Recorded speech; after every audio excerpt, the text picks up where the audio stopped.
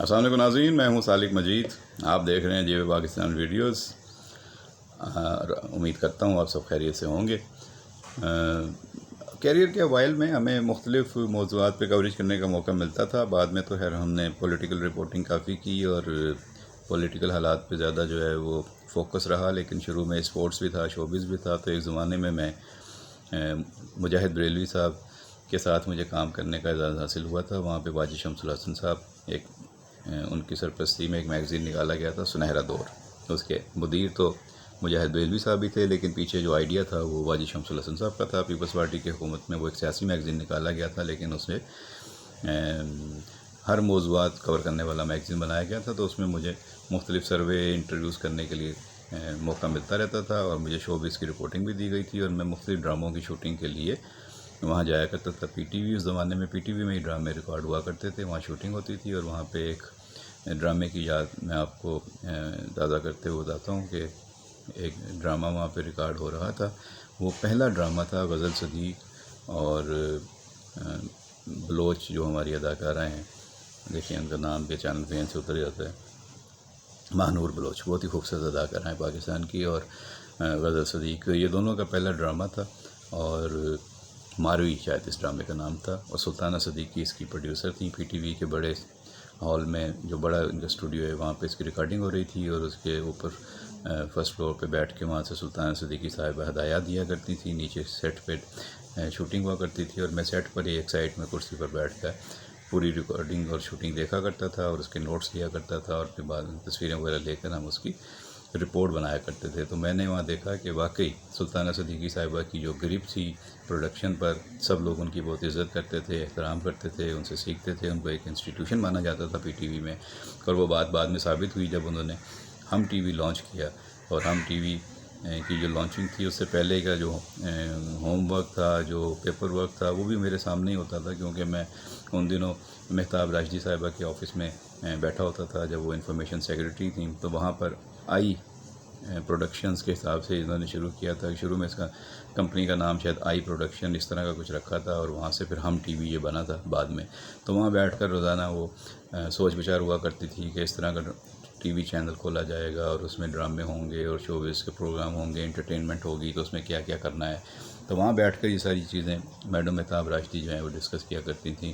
جو ان کے ہسبینڈ ہیں اکبر راشدی صاحب، وہ بھی ہمارے بھائیوں کی طرح ہیں، بہت پیارے انسان ہیں، بہت پرخلوص انسان ہیں، بہت محبت سے پیش آنے والے انسان ہیں. تو ان سے بھی اکثر ملاقات کا موقع مل جایا کرتا تھا. اور وہ بھی سرکاری افسر تھے، اور بعد میں وہ ریٹائر ہوئے تھے. اور ایک زمانے میں تو وہ پیر صاحب وغیرہ کے اور فنکشن لیگ کے بہت قریبی تھے. اور بعد میں اب تو ہے دونوں میاں بیوی پیپلز پارٹی میں آ چکے ہیں، اور دونوں پیپلز پارٹی جوائن کر چکے ہیں. اور خود میڈم پیپلز پارٹی کی سینیٹر ہیں. پہلے وہ ایم پی رہیں مسلم لیگ فنکشنل کی پیر وغیرہ کی طرف سے. تو یہ ساری چیزیں وہاں پہ ڈسکس ہوا کرتی تھی. اچھا، غزل صدیق مجھے اس لیے یاد ہیں کہ غزل صدیق کا وہ پہلا ڈرامہ تھا ماروی، اور بہت خوبصورت اداکاری انہوں نے کی تھی. اور بعد میں انہوں نے اپنا اداکاری اور میزبانی میں بھی نام بنایا. اور وہی سلطانہ صدیقی کا ٹی وی چینل جب ہم ٹی وی بنا تو اس میں جو مارننگ شو ہوا کرتا تھا وہ بہت عرصے تک غزل صدیق نے ہی ہوسٹ کیا. اور غزل صدیق بہت عمدہ ہوسٹ بن کر سامنے آئیں، اور مارننگ شو کے لحاظ سے بھی وہ ایک کامیاب مارننگ شو ہوسٹ کہلائیں. اور انہوں نے ثابت کیا کہ ان کے اندر اداکاری کی بھی بے پناہ صلاحیتیں ہیں، اور انہوں نے مارننگ شو کی ہوسٹنگ بھی کمال ذہانت اور خوبصورتی اور کامیابی سے کی. اچھا، ان کی شادی ہمارے ایک دوست ہیں، وہ سرکاری افسر ہیں، سبحان میمن صاحب، ان کے بھائی سے ہوئی. تو اس طرح وہ ہماری بھابھی بھی کہلائیں، بھابھی بن گئیں ہم سبحان میمن صاحب سے. اور ان کے بھائیوں سے ان کے باقی بھائی بھی جو ہیں وہ سرکاری ڈیوٹی کرتے تھے. لیکن یہ جن سے شادی ہوئی ہے پھر کینیڈا چلے گئے تھے. تو غزل صدیق بھی ان کے ساتھ کچھ عرصہ کینیڈا میں رہیں، اور پھر بعد میں پاکستان آئی، پروگرام کیا، پھر ان کا آنا جانا رہا. اور دوسری طرف آپ کو معلوم ہے کہ ماہنور بلوچ تو سدا بہار اداکارہ رہیں، اور انہوں نے اس ڈرامے سے ان کی اٹھان ہوئی. بہت ہی کم عمری میں ان کی شادی بھی ہو گئی تھی، اور انہوں نے جو ہے اپنے آپ کو جس طریقے سے مینٹین کیا ایک لمبی طویل عمر تک، تو لوگ ان کو رشک کی نگاہ سے دیکھتے ہیں، اور لوگ ان جیسا بننا چاہتے ہیں. اور لوگ چاہتے ہیں کہ ان کی بھی صحت اور ان کی بھی فزیک اور ان کی بھی جو خوبصورتی اور چارمنگ ہے وہ ماہنور بلوچ جیسی ہو، اور ان کی شخصیت بھی ماہنور بلوچ جیسی ہو. تو ماہنور بلوچ نے بڑی محنت کی اپنی پرسنالٹی کو اس طرح مینٹین کرنے میں. یقینی طور پہ آسان نہیں ہوتا، عمر کے ساتھ ساتھ چیزیں بدلتی ہیں، لیکن ماہنور بلوچ کو دیکھ کر یہ کہا جا سکتا ہے کہ انہوں نے بڑھتی ہوئی عمر کے جو اثرات ہوتے ہیں ان کو شکست دی، اور ان کے سامنے انہوں نے خود کو زیادہ طاقتور ثابت کیا، اور اپنی خوبصورتی کو انہوں نے مینٹین رکھنے کے لیے جو بھی ان کی میڈیکل ٹپس تھیں، جو بھی ان کی ڈائٹ،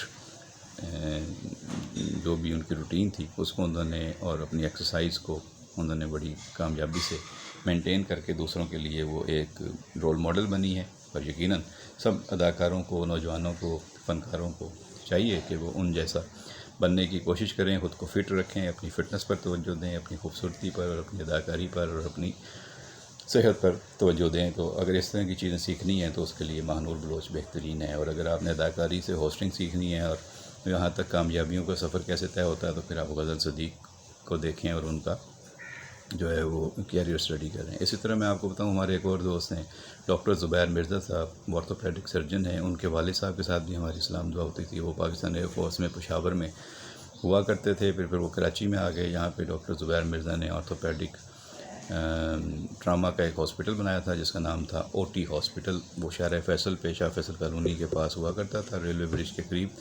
اب تو وہ ختم ہو چکا ہے، اور وہاں پہ میری ان سے سلام دعا ہوئی، دوستی ہوئی۔ ڈاکٹر زبیر مرزا بہت ہی منجم طبیعت کے مالک ہیں، اور بہت پروفیشنل آدمی ہیں، اور بہت کامیاب آدمی ہیں۔ ان کے بیٹے فہد کے ساتھ پھر جو ہے وہ ثروت گیلانی کی شادی ہوئی، تو اس طرح ثروت گیلانی اس لحاظ سے ہماری بہو بن گئیں۔ تو ثروت گیلانی بھی بہت خوبصورت اداکارہ ہیں۔ وہ ان کی صداکاری، آپ ان کی مختلف کمرشلز میں ان کی آواز دیکھیں یا ان کی اداکاری دیکھیں، یا مختلف ڈراموں میں یا فلموں میں، تو انہوں نے کمال کی اداکاری کی ہے اور اپنی حیثیت کو منوایا ہے اپنے رولز کے ذریعے، اپنی ذہانت، قابلیت، صلاحیت، خوبصورتی اور اداکاری کے ذریعے۔ وہ بھی پاکستان میں اپنی بڑی فین فالوئنگ رکھتی ہیں اور کامیاب اداکارہ ہیں اور بہت اچھی ورسٹائل اداکارہ ہیں، انہوں نے ثابت کیا۔ اسی طرح ان کے شوہر جو ہیں فہد مرزا، وہ بھی خود بھی بڑے اچھے اسپیشلسٹ سرجن ہیں، ڈاکٹر سرجن بن چکے ہیں، اور انہوں نے جو ہے اپنے والد کے نقش قدم پر چلتے ہوئے میڈیکل کے پروفیشن کو اپنایا اور ساتھ ساتھ اداکاری بھی کی۔ اداکاری ان کا شوق ہے، تو وہ ثروت گیلانی اکثر خبروں میں رہتے ہیں اپنی مختلف انیشیٹوز کی وجہ سے، اپنے مختلف کاموں کی وجہ سے، اور بہت ہی خوبصورت پیارا کپل ہے۔ تو اللہ تعالیٰ ان کو نظر بد سے بچائے اور اسی طرح خوش و خرم رکھے۔ اس طرح کے اور بھی بہت سے ہمارے دو ساتھی، جیسے ساجد حسن صاحب ہیں، وہ ہمارے بڑے اچھے قریبی دوست رہے ہیں اور اب ہم ان کے ساتھ بڑا وقت گزرا ہے۔ اب بیچارے کچھ عرصہ پہلے سے وہ تنازعات کا شکار ہوئے اپنے بیٹے کی وجہ سے، اور وہ مسائل کا شکار ہوئے، اور مغان والے کیس میں ان کے بیٹے کا نام آیا، پھر اس کو گرفتار کیا گیا، اور وہ باپ کی حیثیت سے بیٹے کو دلاسا دیتے رہے۔ بہت سے دوستوں نے ان کا حوصلہ بڑھایا، ان کے ساتھ دیا۔ زندگی میں ظاہر ہے کہ مسائل آتے ہیں، اونچے نیچے وقت آتے ہیں، انسان کو ہر وقت اپنی خطاؤں کی معافی مانگتے رہنا چاہیے، اللہ سے سچ کے دل سے توبہ کرنی چاہیے۔ اگر جو بھی غلطیاں گناہ ہیں، کردہ نہ کردہ جو بھی ہماری چیزیں ہیں یا دانستہ نہ دانستہ، ان پہ ہمیں معافی مانگنی چاہیے۔ اللہ تعالیٰ ساجد حسن صاحب کی بھی مشکلیں آسان کرے، اور وہ پاکستان کے بہت بڑا اداکار ہے، بہت بڑا نام ہے، اور ان کے ڈرامے پاکستان کے آئیکن ڈرامے ہیں، آئیکونک ڈرامے ہیں، پہچان ہے پاکستان کی۔ اگر پاکستان میں آپ نے کچھ چند ڈراموں کو پیش کرنا ہوتا ہے تو اس میں ساجد حسن صاحب کے ڈرامے بھی یقینی طور پہ شامل ہوتے ہیں، اور ان کا ذکر کیے بغیر پاکستان کی شوبز ڈرامہ انڈسٹری کا ذکر یا ان کی تاریخ مکمل ہی نہیں ہوتی۔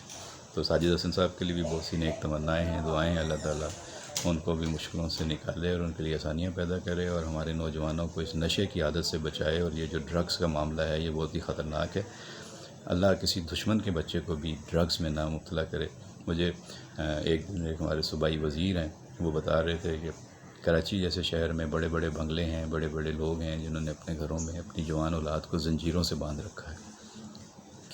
کیونکہ وہ نشے کے عادی ہو چکے ہیں، اور وہ اتنے ایڈکٹ ہیں، ڈرگز ایڈکشن ان کی ہو چکی ہے کہ وہ اگر ان کو کھول دیتے ہیں تو پھر وہ بہت زیادہ پرابلم کرتے ہیں، ان کے لیے مسائل پیدا کرتے ہیں، توڑ پھوڑ بھی کرتے ہیں اور کسی کو نقصان بھی پہنچا سکتے ہیں۔ اور اس طرح کے کتنے واقعات ہم دیکھ چکے ہیں۔ وہ صدر میں آپ کو یاد ہے، عورت نے جو ہے وہ آئس کا نشہ کر کے اس نے جو اس کے ساتھ دوسرا مرد تھا اس کے ہاتھ پاؤں کاٹ دیے، پھر اس کا ہاتھ کھڑکی سے نیچے گر گیا تھا، پھر وہ نیچے اس کو اٹھانے آئی تو لوگوں کو پتہ چلا کہ یہاں اتنا بڑا واقعہ ہو چکا ہے۔ لیکن وہ لڑکی آئس کے نشے میں تھی، اور پولیس جب اس کو گرفتار کر کے لے گئی تھی تو انہوں نے کہا یہ تو پچھلے کئی گھنٹوں سے آئس کے نشے میں ہے، اس کو اپنا کچھ ہوش ہی نہیں ہے اور پتہ نہیں کس کیفیت میں ہے۔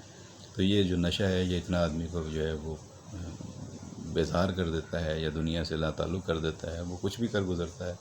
آپ نے وہ دیکھ لیا وہاں پہ اسلام آباد کے چک شہزاد میں جو واقعہ ہوا تھا، جو ایاز امیر صاحب کے بیٹے نے جو واقعہ کیا جس میں وہ گرفتار ہوا، تو وہاں پہ بھی ہم نے دیکھا کہ اگر خاتون کا سر ہی اتار دیا ہوا تھا جب پولیس پہنچی تو کیا عالم ہوگا۔ یہ سب کچھ نشے کی حالت میں ہوتا ہے۔ اس طرح کے بے شمار واقعات ہیں جو نشے میں ہوتے رہے ہیں۔ لیاری گینگ وار میں ہم دیکھتے رہے ہیں کہ لوگ نشہ کرتے تھے اور یہ رپورٹیں ہم پڑھتے رہے ہیں، ہمارے کرائم رپورٹرز بتایا کرتے تھے کہ وہاں پہ ایسے بھی گینگسٹرز تھے جو سر اتار کر فٹ بال کی طرح کھیلا کرتے تھے۔ اللہ معاف کرے، سن کر بھی عجیب سا لگتا ہے، رونگٹے کھڑے ہو جاتے ہیں انسان کے کہ سر کاٹ کر اس کو فٹ بال کی طرح کھیلنا۔ تو یہ کیا کیفیت ہے انسانوں کی؟ ظاہر ہے کہ یہ نشہ کر کر کے بحث ہو جاتے ہیں یا انہیں اس طرح کے باقی چیزوں کی کوئی تفریق ہی نہیں رہتی کہ وہ اچھا کر رہے ہیں برا کر رہے ہیں، اچھائی اور برائی کا فرق ختم ہو جاتا ہے، جائز ناجائز کا فرق ختم ہو جاتا ہے۔ تو اللہ تعالیٰ سے معافی مانگنی چاہیے۔ اللہ تعالیٰ سب کے معاملات پہ پردہ رکھتا ہے، اللہ تعالیٰ سب کے لیے آسانی فرمائے۔ اور یہ کچھ باتیں ایسے میرے ذہن میں آ گئیں تو میں نے کہا آج کی نشست میں آپ سے ڈسکس کر دیتا ہوں، سے گوش گزار کر دیتا ہوں چیزیں۔ اور کوئی اس طرح کی چیزیں آئیں گی تو اگلی ویڈیو میں انشاءاللہ پھر آپ سے ڈسکس کریں گے۔ آپ کی جو بھی رائے ہو، آپ ان کے بارے میں جو بھی رائے رکھتے ہوں، جو بھی مشاہدہ ہو، ضرور کمنٹ باکس میں ہمارے سے شیئر کیجیے گا۔ ہماری ویڈیوز کی آپ حوصلہ افزائی کر رہے ہیں، اس پر ہم آپ کے مشکور ہیں۔ ویڈیو پسند آئے تو لائک اور شیئر کر دیجیے گا۔ اپنا بہت خیال رکھیے گا۔ انشاءاللہ اگلی ویڈیو میں پھر آپ سے ملاقات ہوگی۔ بہت شکریہ۔